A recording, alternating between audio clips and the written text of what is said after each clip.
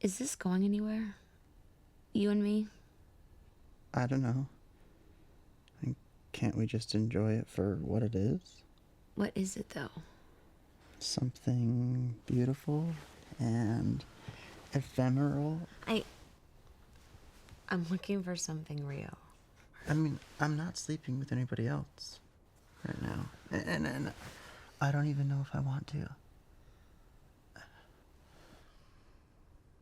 We can try it. What does that mean? See how it goes. Like a trial? Like a trial? Yeah, like a trial.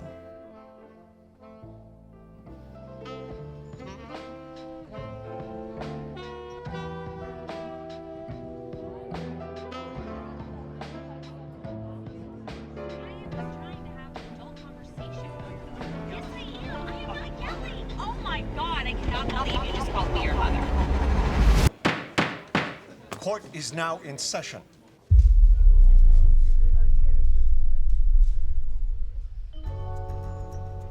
Ladies and gentlemen, you have been summoned here as jurors in the case of Shay Rue versus Nicholas Kennelly to reach a verdict on the parties' willingness and intention to embrace intimacy.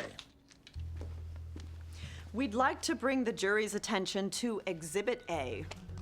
Here, you'll find not one, not two, but 3 of my client's text messages left on read within 2 weeks of entering into a verbal contract with Nicholas Nicky Kennelly. A closer examination of the evidence will show that circling back is a technique that he uses frequently to keep himself emotionally distant and unavailable. Circling back, circling back, circling back. On April 3rd, my client texted, "How's it going? Miss you." Mr. Kennelly responded, "Ha ha, don't trip. We'll chill soon. We'll chill soon." And then there's Mr. Kennelly's Instagram post from a date with my client. Mr. Kennelly posted a photograph of his cocktail, leaving my client, his love interest, untagged and unseen. Your Honor, I'd like to call Nicholas Kennelly to the stand.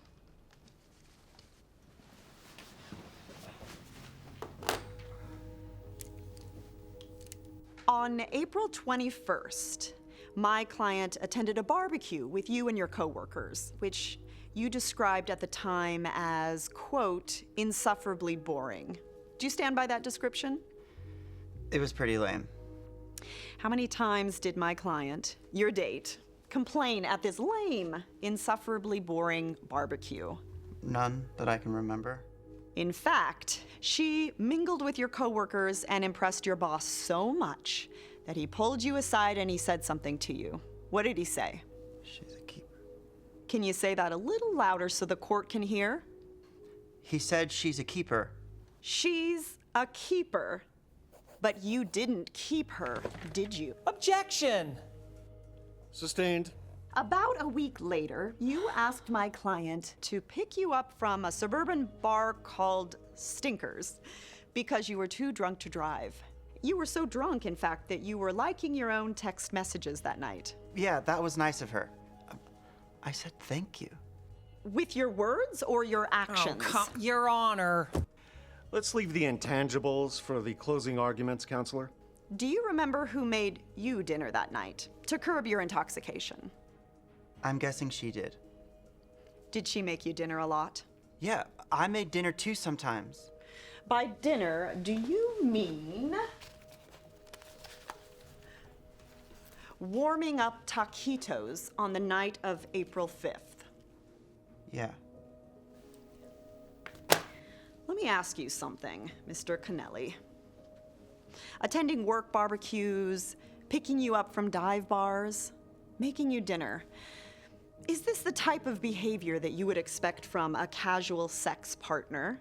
Or is this the behavior of a girlfriend? Objection. Overruled. You can answer the question. Yeah. I guess she acted like a girlfriend. Was she your girlfriend? I don't know. It was a trial. A trial relationship? Yeah, I guess. So was she your girlfriend or not? I don't even know what that word means. Order! I rest my case. No further questions.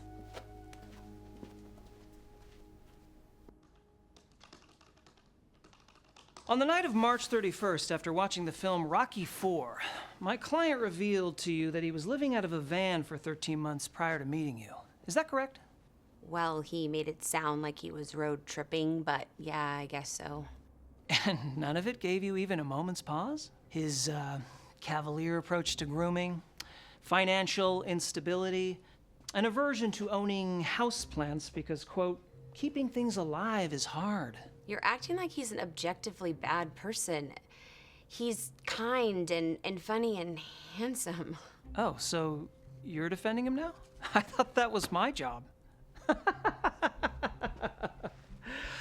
Oh, Miss Rue, he may be all of those things, but you're asking the jury to believe that you also thought he was capable of commitment. This is a man who can't even choose a dinner venue until most restaurants have closed for the night.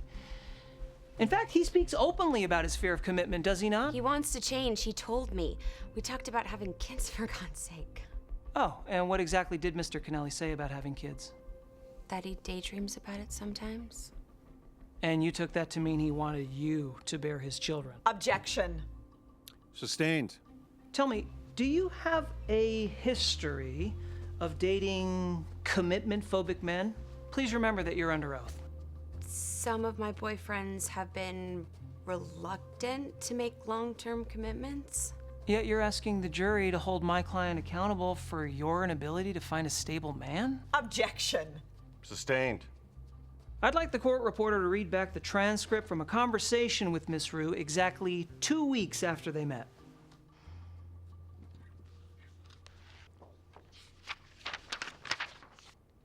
So then I pretty much just road tripped it in my van for a while. For like a year, actually. Just hanging out at national parks and being under the big sky. You know, it was blissful, Miss Rue. Wow. And you were alone that whole time. Didn't you get lonely, Mr. Kennelly? No. Not really. I liked being alone. Hell, I've pretty much been alone for almost 10 years now. I don't know if I could ever settle down or get married or, you know, whatever. Sometimes it's easier to believe what we want to believe, isn't it? Objection! Sustained. Badgering the witness. No further questions.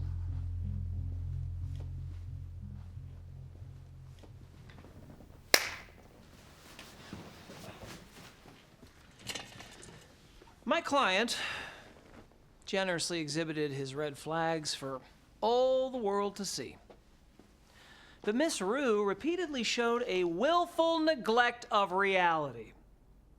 Did she do this because she loved my client for who he was? Absolutely not. She did it because she believed she could change him into who she wanted him to be. Shay Rue is a predator.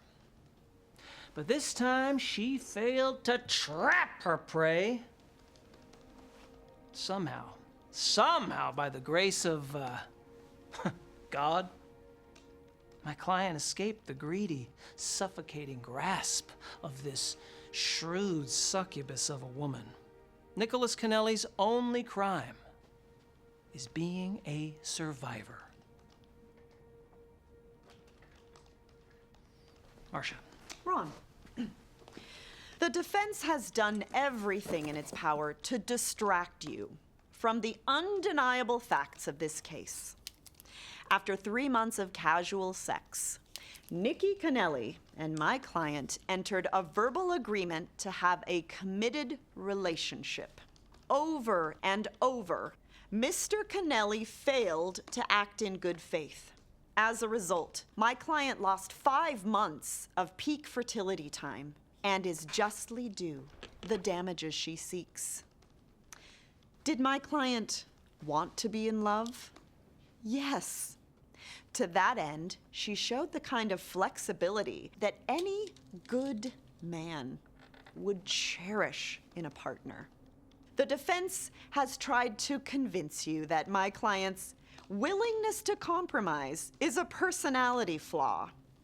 They've made excuses for Mr. Kennelly's behavior, and worse, they've tried to hide behind it. The question isn't whether this Lothario is guilty. We all know he is. Look at him. The question is, will he finally be held accountable?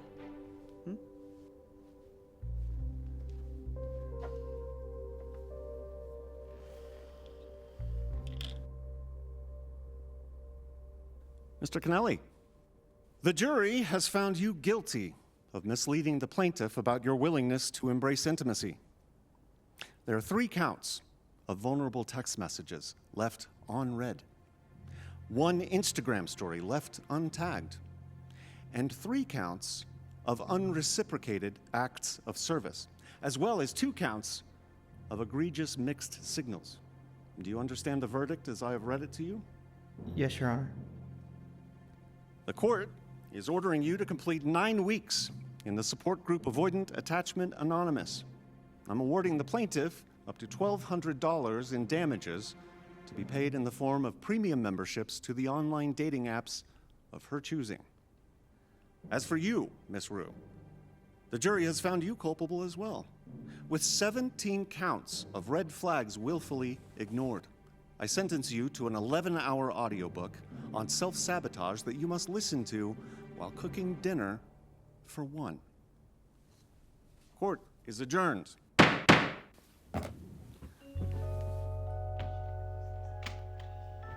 luck, bud.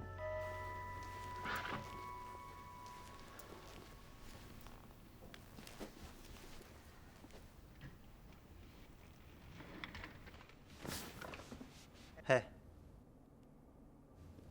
That was weird, huh? Yeah. You hungry? Nikki, Just dinner. I'm good, thank you.